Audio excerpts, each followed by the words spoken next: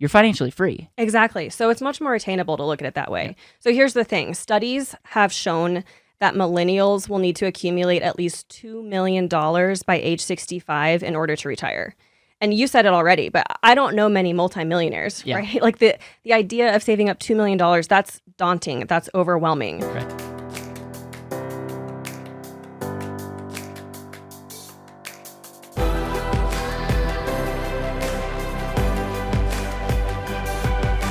This is BetterWealth with Caleb Guilliams. Hey everyone, welcome back to another episode of the BetterWealth podcast. I am here in the studio with Money Honey herself. I messed up on the first time. Rachel Richards. Rachel, welcome back to the second time you've been on the BetterWealth podcast. Thank you. I appreciate it. I would say upgraded. You're in person. You're wearing a very amazing t-shirt. And we're going to be talking about, I think, well, do you have a favorite? Do you have a favorite in books? Between mine? Yeah. You have two books. Super great. I don't know. I just love talking about passive income. Yeah, we're going to be talking about passive income. And I think for my audience, especially the people that have gone through our X-ray process or people that have gone through our unlimited platform, and we start modeling things and we realize that cash flow is king, we start realizing like, oh, the typical way of saving and investing and all this stuff may or may not be very good for me. And what I love about what you're up to, your community, what you talk a lot about is the different ways that you can have passive income, which we'll talk about the word passive. I'm excited to have that dialogue. But why don't, for the listeners that didn't catch your first episode, which I highly recommend you go back and listen, you share your whole story. In a nutshell, what are you up to in the world? I know that you guys are going to make a pretty big life trek, mainly because you guys do have passive income coming in and you're financially free. So why don't you give the listeners just a little bit of overview of who you are, and then we can jump into your book and just give my listeners some hacks or quick wins if they want to increase their passive income in their life. Yeah, for sure. So I am Money Honey Rachel Richards. I'm a former financial advisor, best-selling author, real estate investor, and what people find most intriguing about me is that in 2019, at the age of 27, I quit my job and retired. And I'm now living with my husband off over $15,000 per month in passive income. So my whole world is about passive income. I love talking about it. And I think we can talk about a few things today, like the nest egg theory and how I look at that and why I think passive income is the better way to attain early retirement. Also, you kind of already brought it up, but is anything really passive? So I think we can explore some of those myths around passive income and then how anyone can get started. And in the book, I outlined 28 different passive income models. So trust me when I say there is definitely something out there for everybody. All right. So framework wise, passive income, how do you describe passive income? And when we talk about the nest egg theory, I think we need to talk about typical financial planning. So if someone was to sit down with you and say, okay, I get this. I've heard of this guy named Robert Kiyosaki. I think he said something about passive income. Talk to me about why you're different than every other financial person that writes a book on money. Yeah. So first, passive income, the way I define it, it's money that is earned with little to no ongoing effort. Yep. Now, it kind of sounds like a get-rich-quick scheme, but we both know it's not. But it does take time or money to create. So you have to have one of the two, time or money, in order to invest into creating a passive income stream. Mm-hmm. Now, is anything truly passive? Maybe portfolio income, but the problem with that is you normally have to have $1 or $2 million to generate any meaningful revenue. Yep. And so most people aren't getting started there. The rest of the passive income streams I talk about, maybe you're spending a few hours a month or a couple hours a week to maintain those income streams. So no, it's not 100% passive. But the way I look at it is it's much more passive than a 9-to-5 job. Right. So the way I approach financial planning, if someone comes to me and they want to get help with their retirement, I kind of like to debunk what I call the nest egg theory. Mm-hmm. And the way we've traditionally viewed retirement is we work for 40 years, we work a 9-to-5 job, we save up as much money as we can so that when we turn 59 and a half, we can live off that for the rest of our lives. Now, the problem with that, there's many problems. Yeah. This used to work well, right? But times have changed. And the way that we're approaching retirement has not changed at all. Right. So first of all, the cost of college has ballooned, placing an enormous burden on our generation.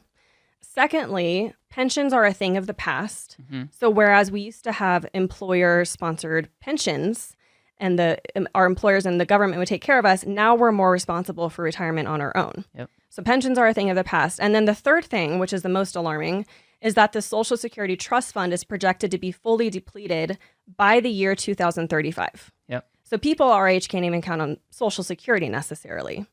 So the nest egg theory, in my opinion, it just doesn't work anymore. And that's why I prefer passive income. Well, the nest egg theory for me, it's not leverage. Like it seems like not the best use for your time and money. And we could even go down like the 4% rule. You could have $1 million in a portfolio, which how many people do you know have $1 million in a portfolio? Like we have friends that have that. But if you look at statistics, very few people actually get there. But the 4% rule pretty much says you can take out 4%. Now this could be, keeping up with inflation, 4% of your assets, and that's the safe withdrawal rate so that you don't run out of money. And there's people out there, and I've had on my podcast, Dr. Wade Follows, that's saying the 4% rule is kind of aggressive because of things like sequence risk loss and other things, volatility, that when you're coming down the mountain, it's just a 401k and IRA might be really good for increasing your money, which I think, as we talk about your book, there's better ways. But even if you get to the top of the mountain, it's like you need a lot of money just to probably spend what you're currently spending now, and it doesn't feel super leveraged. And so a lot of times when people go through a process, Rachel, they're thinking, okay, I need a better way. And you talk about 28 ways to maybe increase that number, because at the end of the day, why are you saving and investing to begin with? It's usually for cash flow. Yes. And so why do we indirectly try to get that number? Why?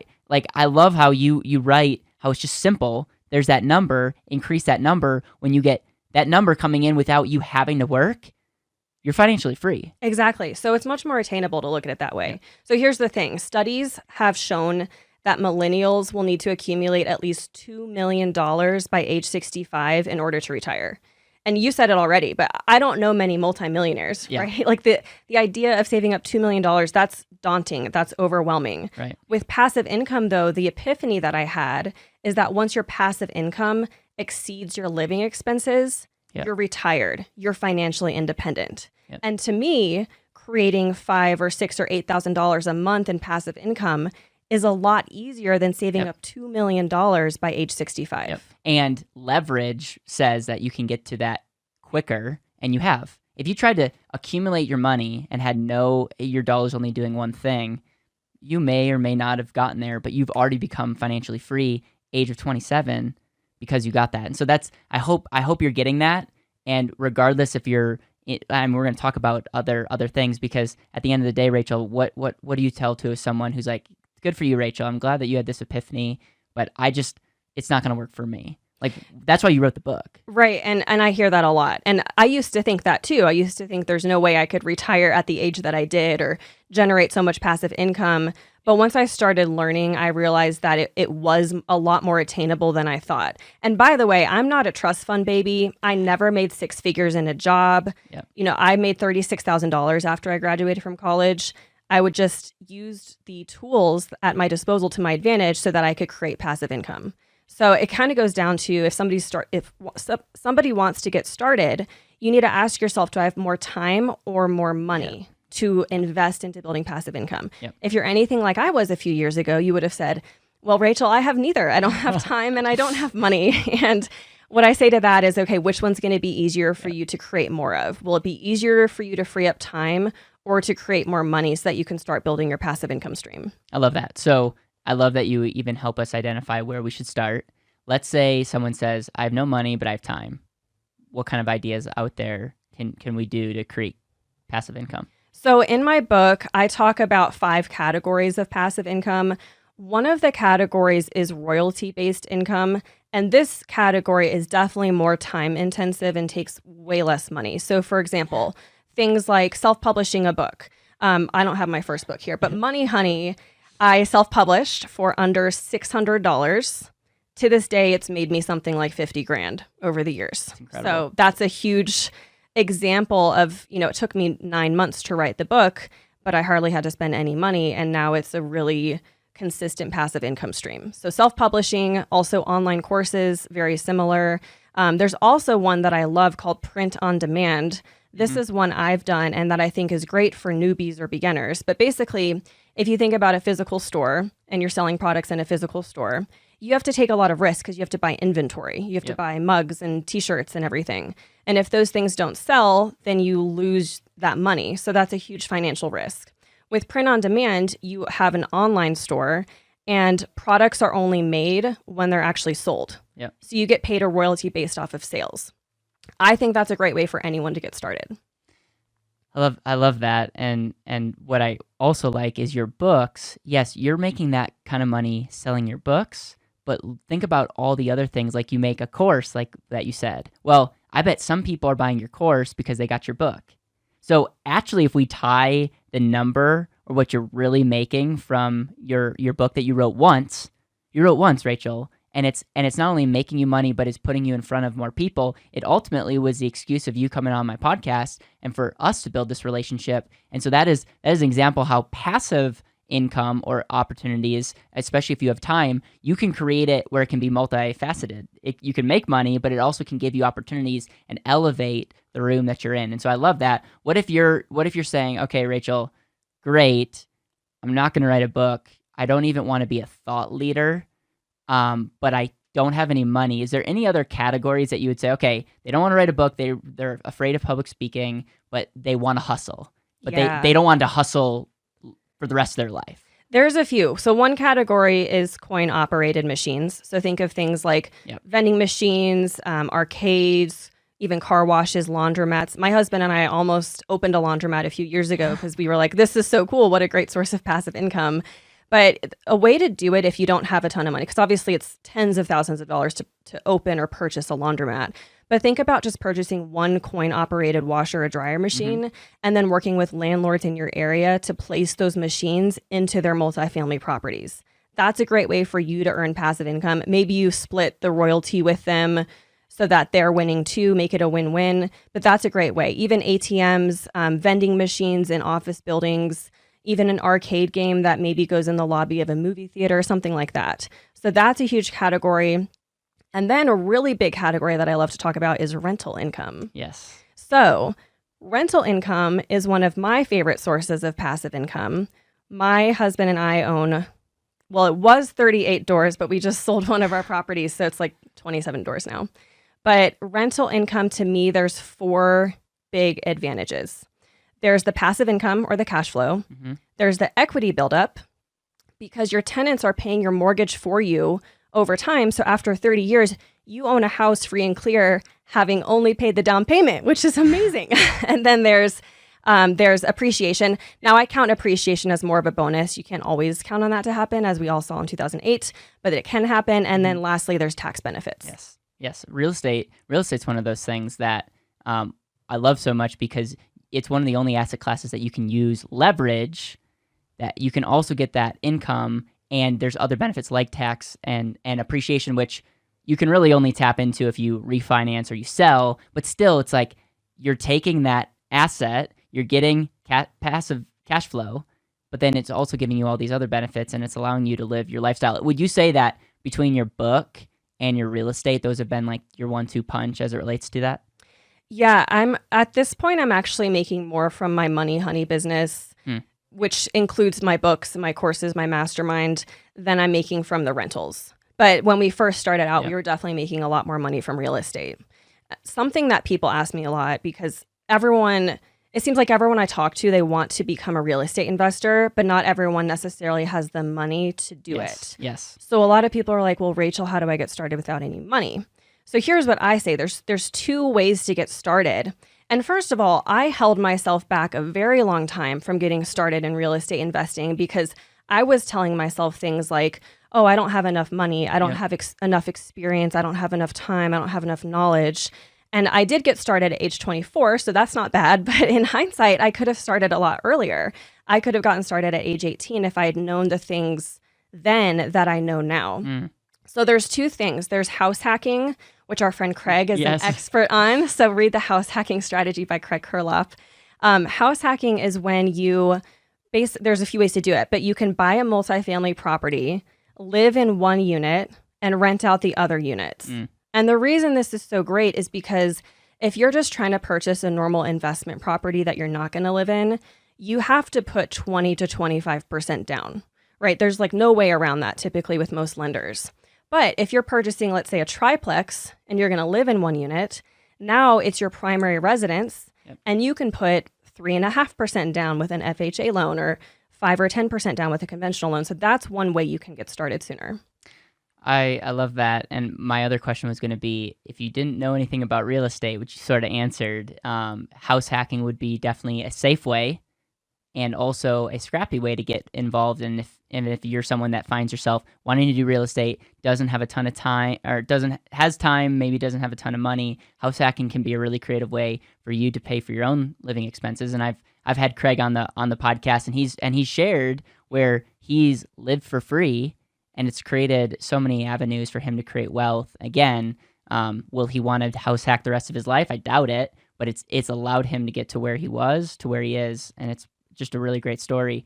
Now let's talk to the person that wants to tap into this, doesn't have time. They might be making good money. They might have money.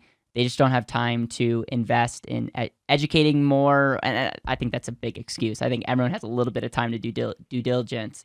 But what do you tell someone that has more money than time? Somebody that has more money than time, they're going to be better served by investing in the stock portfolio and earning dividends and interest. Or my new favorite thing is real estate syndications. I thought you were going to say that. Yeah. So real estate syndications is something I discovered last year. I didn't really know that they existed before that, but I'm getting really excited about them. And right now, my husband and I are planning on selling some of our rental properties because, to be honest, we're just sick of being landlords. Yep. We've self-managed. Not so passive, is it? Yeah, it's not, well, definitely not passive when you're self-managing. At the very least, you have to have a property manager. And even then, there's a little bit of manage the manager.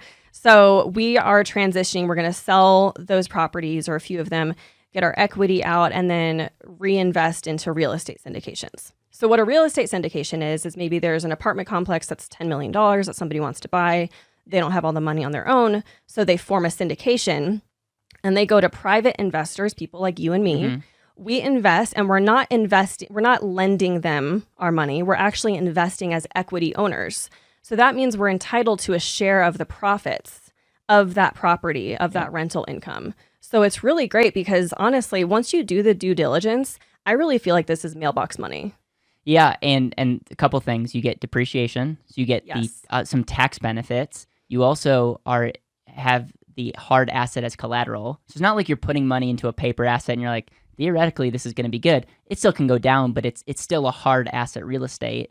But it's really, truly passive. Yeah, I mean, once you have that, put that money in. Now, what kind of rates of return, cash flow are you seeing? And obviously, Rachel's not giving investment advice. Don't sue me. Don't sue her. You're not going to get any money suing us, but we want to just give you some ideas. And I know this has been so helpful to date.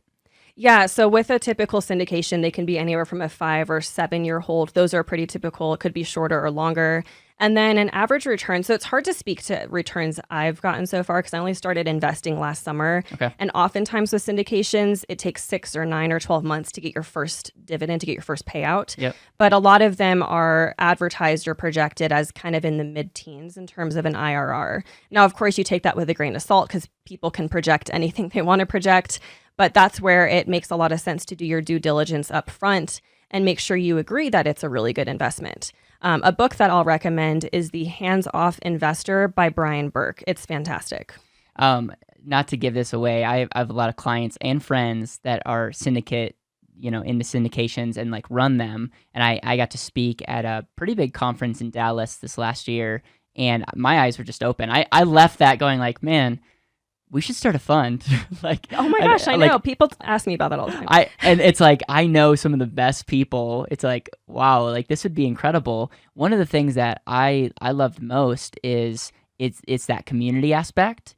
And I don't know if you've seen these strategies, but the goal is to give investors their principal back, but you still have equity and cash flow because you own the property. So the Burr method, like small time deal is like you buy a little house, let's say you put $100,000 into it, you refinance it, the price maybe goes up to 200,000 or 250. You then refinance it. You strip all your equity out, but you keep the house, and the house is providing you cash flow, and then you have that money to go reinvest it.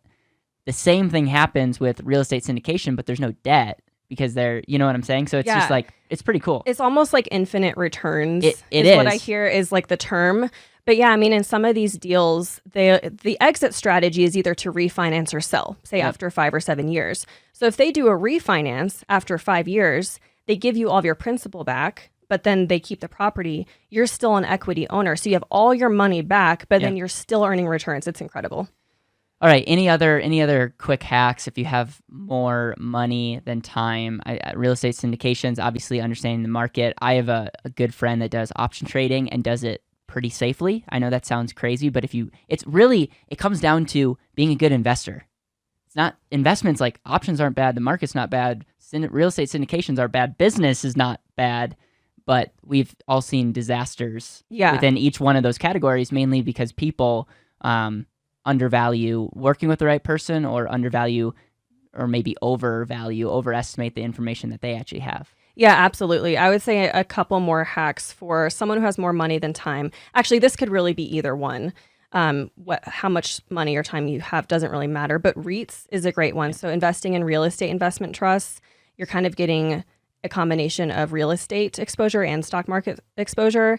And then Fundrise is a crowdsourced real estate platform that I find very interesting. I've invested money in it and I've gotten so far a 9% return, but what I get does not correlate with what you'll get. So that's not investment advice. Yeah, you're like, the best thing that I ever did was drop all my financial licenses so I can talk about whatever I want. I'm jealous. Okay, that's super cool. I'm just going to throw 2 out there. Understand how businesses are bought, sold, operated. The amount of wealth that is going to transfer and the amount of opportunity in business buying and selling is huge. Now, take this all with a grain of salt because there's specialized knowledge here, but I'm telling you, it's real estate on steroids. And if you ask me like what my wealth strategy is, it's really to try to dial in business, understand sales, marketing, operations, understand entity structures, understand tax consequences, and be able to go into a business that might be, generating this cash flow, might be super undervalued. It's like buying real estate on pennies on the dollar if you understand how to value business, and then create an operator, and boom, you could have some amazing cash flow just from there. And so like that is one idea. The other thing that comes to my mind, and don't take action on this if you don't understand, but I've met up quite a few people that with Bitcoin, they've used things, not even investing in the underlying Bitcoin itself, but they've put their money in other like Bitcoin wallets and stuff that have paid them a modest, 8%, 10% a year. And again, only do that if you fundamentally believe in the currency long term. And I know there's people that think it's going to get regulated and the government's going to squash it. There's other people that think it's going to go to the moon. I won't comment on that. The reason I want to share this is like, you look at any sector and even any currency, any country, these principles is not just like an American thing or a North American thing. Like this is true wherever you go, and it's even true with whatever currencies you have. And so it's the mindset of passive income that's so important, and getting to that number is far more valuable than $1 million. Absolutely. Because think about, can I just say one more thing? So how much cash flow did you have that made you retire? Once we retired, we were making $10,000 a month. Okay. So that's like I'm doing math in my head here. That's like $2.5 million. $2.5 million if you did the 4% rule. I think it's more. Yeah. I mean, 4% on $1 million is 4,000. So it's close. And it's like, you realize how hard that would be to get $2.5 million in an account and then safely withdraw that money? Yeah. You did that, and it's because you understand passive income. Right. So that's a great point. I have $10,000, or at the time I had $10,000 a month in passive income, which is equivalent to $2.5 or $3 million in the stock market. Yep. And who has $2.5 or $3 million? But I was able to generate that amount of cash flow without having that huge nest egg. Biggest mistakes people make as it relates to cash flow, passive income. I'll just throw this out there. It's the people that are thinking it's way too easy. They're super scammy. They're jumping in, and they just tend to like don't get the full picture. 100%. That's it has, when I think of passive income, Rachel, I get kind of a bad taste in my mouth because all the people out there scamming others. Yes. Because they want to teach you how to do passive income. And like, you've written a book for $20 some you can get that can give you a solid foundation. So before you pay a ton of money for something that's promising you something, really understand it. And do you trust the person that's sharing that? I just wanted to share that, and I want to get your thoughts on some of the biggest mistakes you see people making. Yeah, for sure. It's underestimating the amount of work that goes into it. So I've helped a lot of women, specifically coaching them on creating passive income. And so I always try to set expectations in the beginning. Yeah. I'm always like, this can take months, this can take years, this is a lot of work. Are you sure you're ready? Yeah. And so everyone's always, in the very beginning, and this is how I was too, very excited, very gung-ho, very motivated, like, oh, I'm going to be retired by next year. And then they get into it and they hit a point where they're like, this is the worst thing in the world. This is so hard. I'm never going to get there. And I think about the first rental property that Andrew and I bought, my husband Andrew and I. We started searching for real estate in 2016. We thought it'd be easy. We'd find a property after a month or two of looking. And our expectations were not aligned with reality because it took us 9 months to find that first rental property. And that's after we'd made offers on properties. That's even after we had an accepted contract fall through. So the lesson is to be patient with this. This can take time, and definitely don't settle for anything less than, in terms of a real estate investment, just don't settle on the numbers. Thank you for sharing that. And I think due diligence is huge. If people can pitch you this, or like a real estate property on paper can look good, but it's, again, the investor, not just the investment. And so love that, Rachel. What are the things, like what are quick wins, other things in this book? I mean, this book is not 2 pages, by the way. It's has a lot of great ideas. And how much time did it take you to write this? Probably 9 months. I think both of my books took me about 9 months to write. That's why we're going to write a book together. Yeah, that's right. I'll speak, you write, and then because it's amazing. Well, I love what you say about that we are our own greatest asset. Yeah. And I didn't fully understand that concept until I kind of did take a leap of faith and become an author. And because of my mind and my heart and my thoughts and my passions, I've now created a business essentially betting on myself and being able to teach young women about financial literacy. And I've now created a business that brings in a lot of passive income each month. So I just want to reiterate what you say about you being your number one asset is you. And I totally agree with that. Yeah. And also, why do you want to be financially free to begin with? I find that a lot of times we look to other things and we say, if I had money, I'd be happy. Well, okay, you might be able to do other things that as can be more fulfilling, but what is that? And don't make the sole goal passive income. Passive income is more of the tool to help you live out that. And what you might find in soul searching and trying to really figure out what is important is that you're focused on the wrong things. Like maybe $12,000 a month is able to live the life that you want. Now, also include inflation in there. 20 years from now, let's inflate that number with inflation, because $12,000, 10, 12 years from now will be less than it is now. But overall, really get clear on what you want. And yes, make sure that you are not devaluing you as a human being and that you're living a fulfilled life. If someone wanted to figure out like what that looks like for them, what questions or what exercises would you recommend them do? Because I found that if people try to do anything, start a business, try to create a passive income strategy, a wealth strategy, and they're not clear on the underlying why, it creates frustration, and it creates the 2 years from now, like, why am I doing this again?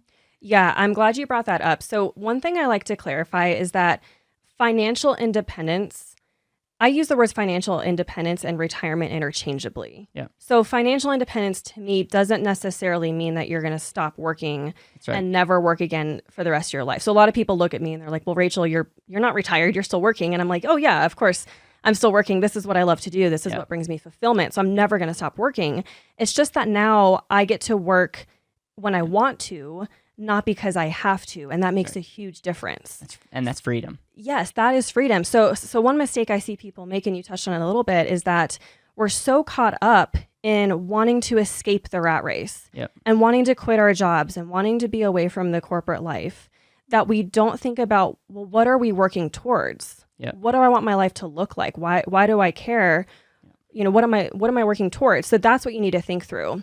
And some questions to ask yourself to figure out what that ideal life would look like are, number one, if you won the lottery tomorrow, and I'm talking like $300 million, if you won the lottery tomorrow, what would you do? So what would you do at first? Because I'm sure you'd go splurge and travel and everything. Yeah.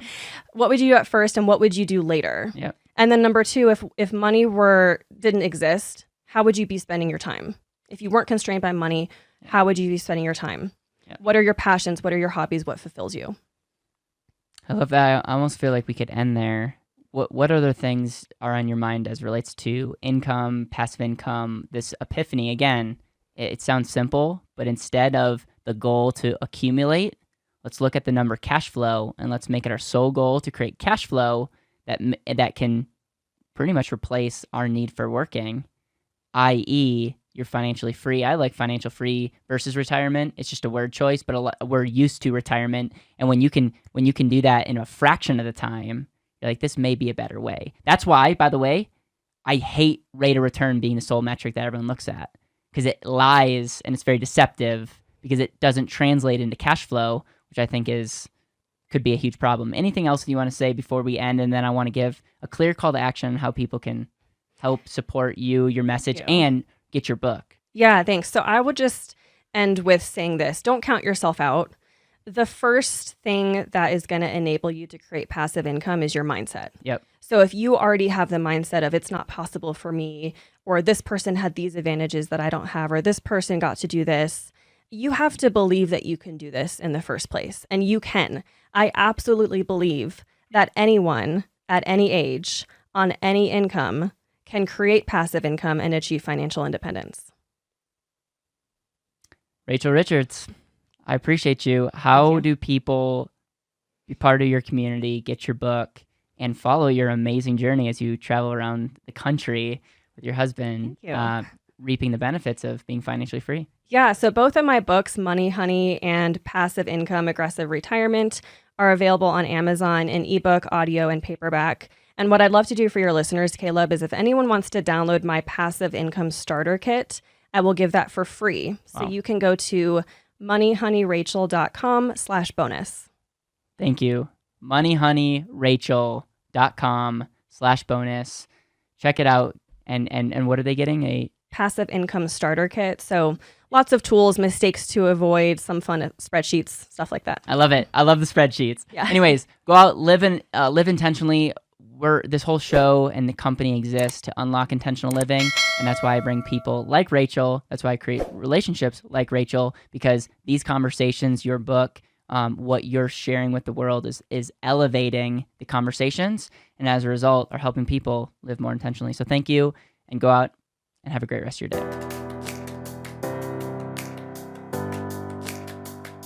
Thank you so much for listening to the BetterWealth podcast. It would mean the world to me if you could hit subscribe, leave a review, and share this with the people that you know and love.